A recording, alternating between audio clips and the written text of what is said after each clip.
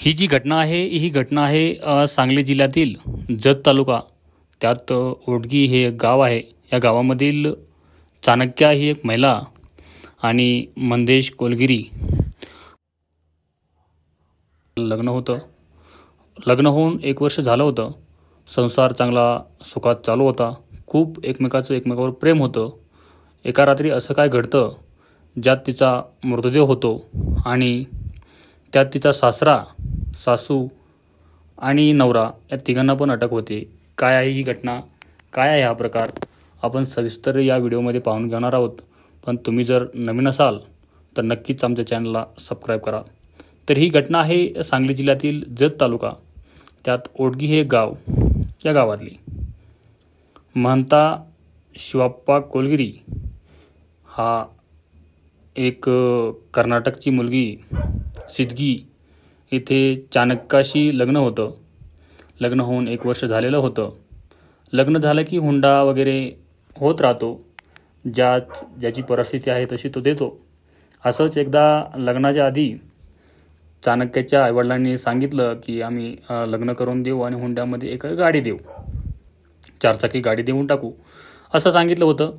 आता चाणक्याची आर्थिक परिस्थिती ही गंभीर होती, मग ते काही शक्य झालं नाही.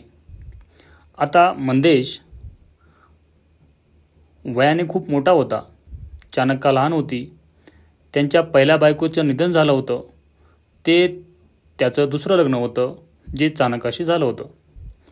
आता घरच्यांचा खूप जोर होता की याने दुसरं लग्न करावं म्हणून. मग चाणक्याशी त्याचं लग्न झालं. ती 20 वर्षाची होती तेव्हा तिचं लग्न झालं होतं. आता मंदेशशी लग्न होऊन काही दिवस झाले होते. चाणक्याच्या घरच्यांनी जी गाडीची मागणी केली होती ती मागणी पूर्ण करण्यासाठी हा दबाव टाकत होते. सारखा गाडी मागत होते, पैसे मागत होते. या पूर्ण घटनेशी ती खूप मेंटली डिस्टर्ब झाली होती. ती तिच्या वैवाहिक जीवनात परेशान होती.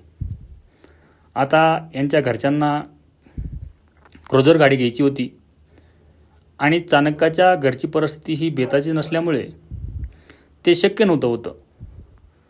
त्यामुळे चाणक्याशी मानसिक दबाव येत होता. ती घरी पण सांगू शकत नव्हती. ती ना घरची ना घाटची राहिली होती.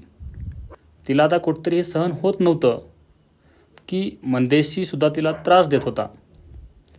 त्याचे सासरे तिला दबाव टाकत होते, पैशाची मागणी करत होते. ही खूप डिप्रेशनमध्ये जाऊ लागली होती. तिचे जीवन आता नरक बनले होते असं वाटत होतं.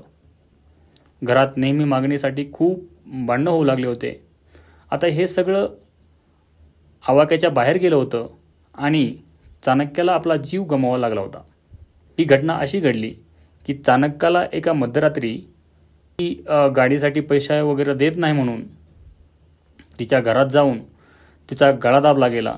त्यामध्ये तिचा सासरा, सासू आणि नवरा पण सामील आहे असं सांगितलं आहे.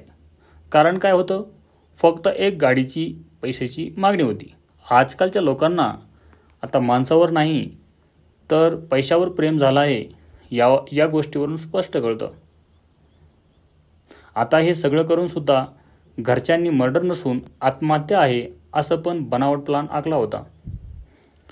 आणि या आत्महत्येमुळं चाणक्याच्या घरच्यांना हे माहीत होतं की हा आत्महत्या नसून हा केलेला मर्डर आहे, कारण त्यांना त्यांच्याशी डाऊट होता.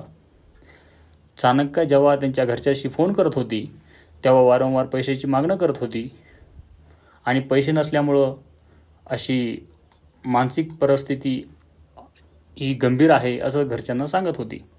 त्यामुळं घरच्यांना विश्वास होता की आत्महत्या नसून हा त्यांनी केलेला मर्डर आहे. आता याची पहिली पत्नी जी होती तिला पण याने असंच मानसिक त्रास देऊ. मंदेशची जी पहिली पत्नी होती तिला पण आता असाच मानसिक त्रास देत होता. त्यामुळे ती याला सोडून गेली होती. या घटनेमध्ये चाणक्याचे सासू, सासरे आणि नवरा यांना पोलिसांनी ताब्यात घेतले आहे. पुढील तपास चालू आहे. या स्टोरीवरून आपल्याला कोणाचं मन दुखवायचं नाही तर लोकांना जागरूक करायचं आहे, हाच उद्देश आहे.